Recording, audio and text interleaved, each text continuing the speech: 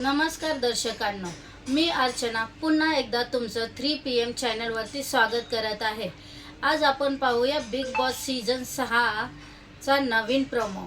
या प्रोमोमध्ये big boss season 4 चे विजेते अक्षय केळकर काय बोलले आहेत या प्रोमोबद्दल चला आपण पाहूयात। अक्षय केळकर बोलतात की रितेश भाऊ वाजत गाजत घेऊन येत आहेत महाराष्ट्राचा एंटरटेनमेंटचा धमाका, म्हणजेच बिग बॉस सीझन 6 एंटरटेनमेंटचा धमाका अख्ख्या महाराष्ट्राला आवडला आहे।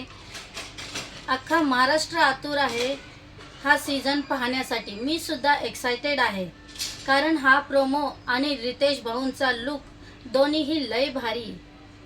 आणि या सीझनमध्ये बघूय कोणाचं दार नशीब पालटते, कारण माझ्या सीझनमध्ये तर माझं दारही उघडलं आणि माझं नशीबसुद्धा पालटलं।